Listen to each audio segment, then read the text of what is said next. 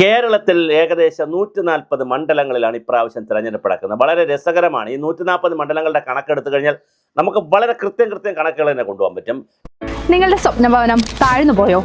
റോഡിന്റെ കൺസ്ട്രക്ഷൻ മൂലം നിങ്ങളുടെ വീടിന്റെ ഫൗണ്ടേഷൻ ഇരുന്നു പോയോ? അതോ വീടിന്റെ ഒരു ഭാഗം പൊളിച്ചു മാറ്റേണ്ട അവസ്ഥയാണോ? നിങ്ങളുടെ ബിൽഡിംഗ് എന്തുമാകട്ടെ അത് പൊളിക്കാതെ തന്നെ മാറ്റി സ്ഥാപിക്കുകയോ ഉയർത്തുകയോ ചെയ്യാം. 15 വർഷത്തിൽ പരം പ്രവൃത്തി പരിചയമുള്ള ആര്യാർജുൻ ഹൗസ് ലിഫ്റ്റിംഗ് ആൻഡ് ഷിഫ്റ്റിംഗ് നിങ്ങളെ സഹായിക്കുന്നു. നിങ്ങളുടേത് ഏതുതരം ബിൽഡിംഗും ആവട്ടെ, വീടോ ഓഫീസോ കൊമേഴ്ഷ്യൽ ബിൽഡിങ്ങോ പഴയതോ പുതിയതോ ആവട്ടെ, ഏതുതരം കൺസ്ട്രക്ഷനും മാറ്റി സ്ഥാപിക്കാനും ഉയർത്തുവാനും സാധിക്കുന്നു. പരിശീലനം ലഭിച്ച വിദഗ്ധരായ എഞ്ചിനീയേഴ്സിന്റെ നേതൃത്വത്തിൽ 100 മുതൽ 200ഓളം ജാക്കികൾ ഉപയോഗിച്ച് അതീവ സുരക്ഷിതത്തോടെ ജോലികൾ പൂർത്തിയാക്കുന്നു. ഇത് കൂടാതെ tile paving, AC service, house maintenance, interior and modification, waste management തുടങ്ങി 10ഓളം സർവീസുകൾ ബഡ്ജറ്റ് റേറ്റിൽ ഞങ്ങൾ ചെയ്തു തരുന്നു.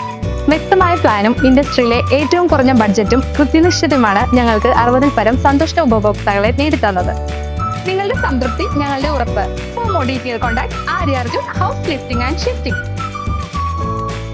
ഇപ്പൊ കാസർഗോഡ്, കണ്ണൂർ, കോഴിക്കോട്, വയനാട് ഇങ്ങനെ പറഞ്ഞ് തിരുവനന്തപുരം വരെ എടുത്തു കഴിഞ്ഞാൽ നമുക്ക് കൃത്യമായിട്ട് അറിയാൻ പറ്റും. 10-57 സീറ്റുകൾ CPM പണ്ടേ തൊട്ടേ കിട്ടുന്നു, 10-30 സീറ്റുകൾ പിന്നെ കോൺഗ്രസിന് കിട്ടുന്നു.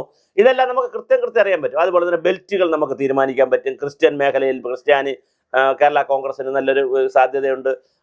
മലപ്പുറം എടുത്തു കഴിഞ്ഞാൽ അവിടെ മുസ്ലിം ലീഗിന് വലിയ സാധ്യതയുണ്ട്. അങ്ങനെ പിന്നെ തെക്കൻ കേരളം എടുത്തു കഴിഞ്ഞാൽ അവിടെ SNDP, NSSും CPM കോൺഗ്രസിനും ഒക്കെ വലിയ സാധ്യതയുണ്ട്. അപ്പോൾ പിന്നെ അതിൻ്റെ ഇടയ്ക്ക് BJP വരുന്നു. ഇങ്ങനെ വളരെ വലിയ സാധ്യതയുണ്ട്. പക്ഷേ നമ്മൾ കാണേണ്ടുന്ന വളരെ പ്രധാനപ്പെട്ട ഒരു രാഷ്ട്രീയം, കേരള രാഷ്ട്രീയത്തിൽ BJP എടുക്കേണ്ടുന്ന ഒരു സ്റ്റാൻഡിനെ സംബന്ധിച്ചാണ് ഞാൻ ഈ വീഡിയോ ചെയ്യുന്നത്. BJP കൃത്യമായ ഒരു സ്റ്റാൻഡ് എടുക്കണം. കാരണം BJP ഭാവിയിൽ ഇവിടെ ഭരിക്കണമെന്ന് ആഗ്രഹമുണ്ടെങ്കിൽ, അല്ലെങ്കിൽ ഭാവിയിൽ BJP ആണ് ഇവിടെ പ്രധാനമായി വരണമെങ്കിൽ, രാജീവ് ചന്ദ്രശേഖരന്റെ ചില സൈലൻസും രാജീവ് ചന്ദ്രശേഖരന്റെ ചില തന്ത്രങ്ങളും ഈ തെരഞ്ഞെടുപ്പിൽ വർക്കൗട്ട് ചെയ്യാൻ സാധ്യതയുണ്ട്. അതിൽ വലിയ പരുക്ക് പറ്റാൻ പോകുന്നത് CPM-നായിരിക്കും എന്നുള്ളതാണ് നമ്മുടെ ഒരു കാൽക്കുലേഷൻ. അതായത് വളരെ രസകരമായ ഒരു കാര്യം ഞാൻ പറഞ്ഞുതരാം. പഞ്ചായത്ത് തെരഞ്ഞെടുപ്പിന് ഏറ്റവും കൂടുതൽ വോട്ട് പിടിച്ചത് UDF ആണ്. UDF കഴിഞ്ഞുകൊണ്ട് LDF കഴിഞ്ഞ് പിന്നെ BJP കുറെ വോട്ട് പിടിച്ചു. പക്ഷെ BJP അത് കഴിഞ്ഞ സെക്കൻഡുകൾക്കുള്ളിൽ തന്നെ കൊടുത്ത ബൈറ്റിൽ രാജീവ് ചന്ദ്രശേഖർ പറഞ്ഞ എന്താന്ന് വെച്ചാൽ, ഇനി കേരളം UDF-ഉം BJP-യും തമ്മിലാണ്, CPM ഇല്ല. ഇതാ പിക്ചറിൽ നിന്ന് പോയി. അന്ന് രാജീവ് ചന്ദ്രശേഖർ തീരുമാനിച്ചതാണ്, ഈ CPM-നെ കെട്ടിയാൽ അടുത്ത പ്രതിപക്ഷമായി വളർന്നു വരാൻ തൊട്ടടുത്ത് വരുന്ന തെരഞ്ഞെടുപ്പിൽ പ്രതിപക്ഷമായും അതിൻ്റെ അടുത്ത് വരുന്ന തെരഞ്ഞെടുപ്പിൽ ഭരണം എന്ന് പറഞ്ഞാൽ 10 വർഷത്തെ ഒരു കണക്കെടുത്തുകൊണ്ടാണ് രാജീവ് ചന്ദ്രശേഖർ ഇപ്പോൾ നീങ്ങുന്നത്. ഈ കാൽക്കുലേഷനിൽ വരുന്ന രസകരമായ ഒരു കണക്കെന്ന് പറഞ്ഞാൽ, BJP-യെ സംബന്ധിച്ചിടത്തോളം ഒരു 4-5 സീറ്റ് ഇപ്പോൾ പിടിച്ചാൽ മതി. കാരണം ഭരണം പിടിക്കാൻ കഴിയത്തില്ല. അവർ 15, 10, 25 സീറ്റുകളിൽ അവർ 1ാം സ്ഥാനത്തും 2ാം സ്ഥാനത്തുമായിട്ട് പാർലമെന്റ് തെരഞ്ഞെടുപ്പിൽ വന്നിട്ടുണ്ട്.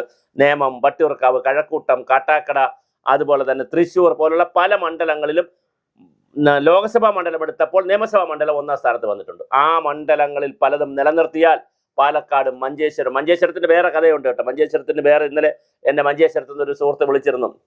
അദ്ദേഹം തന്ന കുറെ കഥകളുണ്ട്, അത് ഞാൻ പിന്നെ പറയാം. അപ്പോൾ ഇതെല്ലാം കൂടി കണക്കാക്കുമ്പോൾ വളരെ രസകരമായിട്ടുള്ള ഒരു 5 സീറ്റ് BJP പിടിക്കാൻ നോക്കുക. ഒരു 80 സീറ്റിൽ UDF-ന് വരുത്താനുള്ള സംവിധാനം ആലോചിക്കുക. ഒരുപാട് സീറ്റ് ആയിപ്പോയി കഴിഞ്ഞാലും പിന്നെ അഹങ്കാരമായിരിക്കും. പിന്നെ അടുത്തൊരു ഏകഛത്രാധിപതിയെ നമുക്ക് താങ്ങേണ്ടി വരും. താങ്ങാനുള്ള ഒരു കഴിവ് കേരളത്തിലില്ല. ഒരാളെ താങ്ങി തന്നെ കേരളം ഇങ്ങനെ റെഡിയായി നിൽക്കണം. ഇനി ഒരാളെ കൂടെ താങ്ങാനുള്ള കഴിവ് നമുക്കില്ല. അപ്പോൾ ഏകഛത്രാധിപതികളൊന്നും വേണ്ട. ഒരു 80 സീറ്റിൽ UDF അധികാരത്തിൽ വരട്ടെ. ഇതായിരിക്കണം BJP-യുടെ തന്ത്രം. ഇതാണ് BJP-യുടെ തന്ത്രം എന്നാണ് ഞാൻ മനസ്സിലാക്കുന്നത്. 80 സീറ്റിൽ അല്ലെങ്കിൽ 81, അതിനകത്ത് റൗണ്ട് ചെയ്ത് 80 സീറ്റിൽ UDF അധികാരത്തിൽ വരിക. 50-55 സീറ്റിലേക്ക് LDF താഴുക.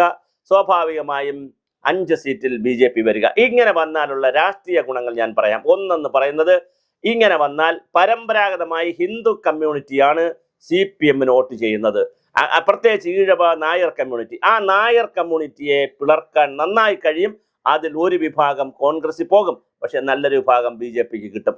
പിന്നെ ഈഴവരായിട്ടുള്ള ആളുകളുടെ BDJS-ന്റെ തുഷാർ വെള്ളാപ്പള്ളിയെ പിടിച്ച് രാജ്യസഭയിൽ കൊണ്ടുപോകണം. എന്നിട്ട് അദ്ദേഹത്തിന് മന്ത്രിയാക്കണം. ഇപ്പം അദ്ദേഹം മത്സരിച്ചിട്ടുമില്ല, അദ്ദേഹത്തിനെ കേന്ദ്രമന്ത്രിയാക്കണം. അതോടുകൂടി ഈഴവ കമ്മ്യൂണിറ്റിയെ വിശ്വാസത്തിലെടുക്കാനും അതിൽ നിന്ന് നല്ലൊരു ശതമാനം ആളുകളെ BJP കൊണ്ടുവരാൻ കഴിയും. പിന്നെയുള്ളത് മുസ്ലിം എന്ന് പറയുന്നത് സ്വാഭാവികമായും അവർ കോൺഗ്രസിൻ്റെ കൂടെ നിൽക്കും. എന്നാലും അതിൽ ചില ആശയക്കുഴപ്പങ്ങളൊക്കെ ഉണ്ടാക്കിയോ അല്ലെങ്കിൽ ചില പ്രശ്നങ്ങളൊക്കെ സൃഷ്ടിച്ചുകൊണ്ട് അതിനകത്ത് ചില കാര്യങ്ങളൊക്കെ പറഞ്ഞുകൊണ്ട് ഒരു കൺഫ്യൂഷൻ ക്രിയേറ്റ് ചെയ്യാൻ പറ്റും ചിലപ്പോൾ രാഷ്ട്രീയ പാർട്ടികളിൽ. ക്രിസ്ത്യാനികളുടെ ഇടയിലും ചില കാര്യങ്ങളൊക്കെ പറ്റും. ഇത് രണ്ട് ക്രിസ്ത്യാനികളുടെ ഇടയിൽ അല്ലെങ്കിൽ ഇപ്പോൾ ആൾറെഡി കുറച്ച് കാര്യങ്ങൾ പറ്റിയിട്ടുണ്ട്. പാലായിലും കോട്ടയത്തും അവിടെ ഇപ്പം നരേന്ദ്രമോദി നേരെ പാലായിലൊക്കെ പോകുന്നുണ്ട്. അപ്പോൾ കുറച്ച് കാര്യങ്ങൾ പറ്റും. അതെല്ലാം കൂടി വെച്ചുകൊണ്ടുള്ള ഒരു 5%, 10% ക്രിസ്ത്യാനികളെയും 10% വരുന്ന ഒരു ക്രിസ്ത്യാനികളെയും ഒരു 5% വരുന്ന മുസ്ലിങ്ങളെയൊക്കെ സ്വാധീനിക്കാൻ വിചാരിച്ചാൽ പറ്റും. കുറെ മുസ്ലിം സ്ഥാനാർത്ഥികളെ കൂടെ നിർത്താനും BJP ആലോചിക്കണം. ഇങ്ങനെ പിന്നെ മുസ്ലിംസിൽ നിന്ന് ചിലരെ കൂടി തിരഞ്ഞെടുത്ത് അവർക്കും ചില സ്ഥാനമാനങ്ങളൊക്കെ കൊടുക്കണം. അപ്പൊ ഈ രണ്ട് കമ്മ്യൂണിറ്റിയെയും വിശ്വാസത്തിലെടുക്കുകയും CPM-നെതിരെ ശക്തമായ നിലപാടെടുക്കുകയും ചെയ്യുന്ന ഒരു തിരഞ്ഞെടുപ്പാണ് രാജീവ് ചന്ദ്രശേഖർ വിഷ്വലൈസ് ചെയ്യുന്നത്. അങ്ങനെ ഒരു വിഷ്വലൈസ് ചെയ്ത് കഴിഞ്ഞാൽ സ്വാഭാവികമായും അടുത്ത തെരഞ്ഞെടുപ്പിന്റെ പ്രധാന പ്രതിപക്ഷമായും തീർച്ചയായിട്ടും ആർക്ക് വരാൻ പറ്റും? പിന്നെ BJPക്ക് വരാൻ പറ്റും. ഒരുപക്ഷെ ഭരണപക്ഷത്തേക്ക് തന്നെ നടന്നെടുക്കാൻ BJP കഴിഞ്ഞേക്കും. അഥവാ അപ്പോൾ കഴിഞ്ഞില്ലെങ്കിൽ തൊട്ടടുത്ത് 36-ൽ തീർച്ചയായിട്ടും ഭരണപക്ഷത്തേക്ക് വരാൻ തന്നെ BJPക്ക് കഴിയുന്ന വേറൊരു പൊളിറ്റിക്സ് എടുക്കണം. കാരണം ഇപ്രാവശ്യം കൂടി കോൺഗ്രസ് തോറ്റുപോയാൽ മൂന്നാം തവണ കോൺഗ്രസ് തോറ്റു എന്ന് വിചാരിച്ചിട്ട് അവർ പിരിഞ്ഞു പോകാൻ സാധ്യതയില്ല. കാരണം മുസ്ലിം ലീഗും ലീഗായി തന്നെ നിൽക്കും. അത് വേറൊരു ഘടനയിൽ നിൽക്കുന്നതാണ്. അതുകൊണ്ട് തന്നെ കോൺഗ്രസ് ഇപ്പോൾ രാജ്യത്ത് കോൺഗ്രസ് ഉള്ളത് കൊണ്ട് കോൺഗ്രസ് ഇന്ന് ആളുകളെല്ലാം കൂടി BJP വരുമെന്നൊന്നും കരുതുന്നത് ഭൂഷണമല്ല. അപ്പോൾ ചെറിയവനെ അടിക്കണം എന്നുള്ളതാണ് രാജീവ് ചന്ദ്രശേഖർ എടുത്തിട്ട് ആള് തമ്മിൽ ഇപ്പോൾ കമ്പയർ ചെയ്യുമ്പോൾ, ഇപ്പോൾ രാജ്യത്ത് കമ്പയർ ചെയ്യുമ്പോൾ വലിയവൻ കോൺഗ്രസ് ആണ്, ചെറിയവൻ CPM ആണ്. അപ്പൊ ചെറിയവനെ അടിച്ചിട്ട് ആ സ്പേസ് കയറുക എന്നുള്ളതാണ് പുതിയ തന്ത്രമായിട്ട് കാണുന്നത്. അങ്ങനെയാണെങ്കിൽ ഞാൻ സൂചിപ്പിച്ച പോലെ ഇപ്രാവശ്യം UDF-ന് കൊടുക്കാൻ സാധ്യതയുണ്ട് കാര്യങ്ങൾ. അങ്ങനെ UDF അധികാരത്തിൽ വന്നാൽ CPM-ന് എത്ര വോട്ട് സീറ്റ് കുറയുന്നുവോ അതിനനുസരിച്ചായിരിക്കും CPM-ന്റെ ബാക്കി നിലപാടുകൾ. ഇനിയൊരു പ്രശ്നം വരാൻ പോകുന്ന CPM നേരിടാൻ പോകുന്ന മറ്റൊരു അതീവ ഗുരുതരമായ ഒരു പ്രതിസന്ധി പിണറായി വിജയന് 81 വയസ്സാകുന്നു എന്നുള്ളതാണ്. 81 വയസ്സാകുന്ന പിണറായി വിജയന് ഒരു 5 വർഷം കൂടെ കഴിഞ്ഞാൽ 86 വയസ്സ് കഴിയും. അപ്പോൾ പിണറായി വിജയൻ എന്തുമാത്രം ആരോഗ്യത്തോടു കൂടി രാഷ്ട്രീയ രംഗത്ത് നിന്നുള്ള CPM-നെ നയിക്കാൻ കഴിയുമെന്നുള്ളത് വലിയൊരു ചോദ്യമാണ്. പിണറായി വിജയൻ ഒന്ന് മാറിയാൽ കല്ലിലടിച്ച പൂക്കുല പോലെ CPM-നകത്ത് ഒരുപാട് ആഭ്യന്തര കലാപം ഉണ്ടാകും എന്നുള്ളതിന് യാതൊരു തർക്കവുമില്ല. കാരണം അതിൻ്റെ അകത്ത് 2ാം സ്ഥാനത്തിന് വേണ്ടി 3ാം സ്ഥാനത്തിന് വേണ്ടിയിട്ടൊക്കെ വലിയ ഗ്രൂപ്പ് പ്രവർത്തനങ്ങളായിരിക്കും നടക്കുന്നത് എന്നുള്ളതും വളരെ പ്രധാനമാണ്. അപ്പോൾ തീർച്ചയായിട്ടും അത് നമുക്ക് കാണാൻ പോകുന്ന ഒരു പൂരമാണ്. വളരെ കൃത്യമായി കാരണം കമ്മ്യൂണിസ്റ്റ് പാർട്ടിക്കകത്തെ സംബന്ധിച്ചിടത്തോളം കഴിഞ്ഞ കാലങ്ങൾ പോലല്ല. EMS ഉണ്ടായിരുന്നു, അല്ലെങ്കിൽ AKG ഉണ്ട്, ആ കാലം പോലല്ല. അപ്പോൾ ഒരുപാട് സെക്കൻഡ് ലീഡർഷിപ്പ് ഉണ്ടാവുകയും പാർട്ടി ഒരുപാട് കാര്യങ്ങൾ വരികയും ചെയ്തു. ഇപ്പോൾ അത് സ്വാഭാവികമായി ഒരു സ്വാഭാവിക മരണത്തിലേക്ക് പോകാനുള്ള സാധ്യത വളരെ കൂടുതൽ. ഇതെല്ലാം രാജീവ് ചന്ദ്രശേഖറിന്റെ BJP മനസ്സിലാക്കിയിട്ടുണ്ട്. അതുകൊണ്ടാണ് അമിത്ഷാ ഇപ്പോൾ നേരത്തെ കോൺഗ്രസ് വിമുക്ത ഭാരതമെന്നും കോൺഗ്രസ് വിമുക്ത കേരളം എന്നൊക്കെ പറഞ്ഞെങ്കിലും ഇപ്പോൾ ഒന്ന് മാറ്റി ചവിട്ടിയിട്ടുണ്ട്. കഴിഞ്ഞ ദിവസം അമിത്ഷാ പറഞ്ഞത് ഞങ്ങൾ കമ്മ്യൂണിസ്റ്റ് പാർട്ടിയെ കൈകാര്യം ചെയ്യും. അത് ബംഗാളിലായാലും ത്രിപുരയിലായാലും കേരളത്തിലായാലും ഇതൊരു വേറൊരു രാഷ്ട്രീയം വരികയാണ്. ഇത് ജനങ്ങളെ സംബന്ധിച്ചിടത്തോളം അവർ ഇതൊക്കെ മനസ്സിലാക്കിയിട്ട് ആർക്ക് വോട്ട് ചെയ്യും എന്നുള്ളത് വേറൊരു വിഷയമുണ്ട്. എന്നാലും BJPയെ സംബന്ധിച്ചിടത്തോളം ഏറ്റവും സേഫ് ആയിട്ടുള്ള കളി എന്ന് പറയുന്നത് UDF-നെ ഇപ്രാവശ്യം അധികാരത്തിൽ കൊണ്ടുവരിക എന്നുള്ളതാണ്. അല്ലെങ്കിൽ UDF അധികാരത്തിൽ വരട്ടെ എന്ന് വിചാരിച്ചുകൊണ്ടൊന്ന് കണ്ണടയ്ക്കുന്നതാണ് BJPക്ക് നല്ലത്. അങ്ങനെ കണ്ണടയ്ക്കുന്ന രാഷ്ട്രീയം. കാരണം രാജീവ് ചന്ദ്രശേഖർ തന്നെ പറഞ്ഞിട്ടുണ്ട്, ഞങ്ങൾ ഒരുപാട് സ്ട്രാറ്റജികളും തന്ത്രങ്ങളും അടവുകളും നയങ്ങളും സിദ്ധാന്തവും പ്രയോഗവും ഒക്കെ എടുത്തിട്ടുണ്ട്. അത് ഞങ്ങൾ പറയില്ല, നിങ്ങൾക്കത് വർക്കൗട്ട് ചെയ്ത് കാണിച്ചു തരാമെന്ന് പറയുന്നു.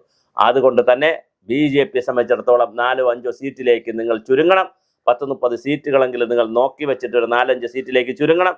ബാക്കി സീറ്റുകൾ ഒരു 10-80 സീറ്റില്ലെങ്കിലും UDF വരും. അവർ വന്നാൽ സ്വാഭാവികമായിട്ട് മറ്റൊരു പൊളിറ്റിക്കൽ സാധ്യത BJPക്ക് ഇവിടെ കിടപ്പുണ്ട്. ഇത് വർക്കൗട്ട് ചെയ്യുമോ ഇല്ലേ എന്നുള്ളതും നമുക്ക് കാത്തിരുന്ന് കാണാം.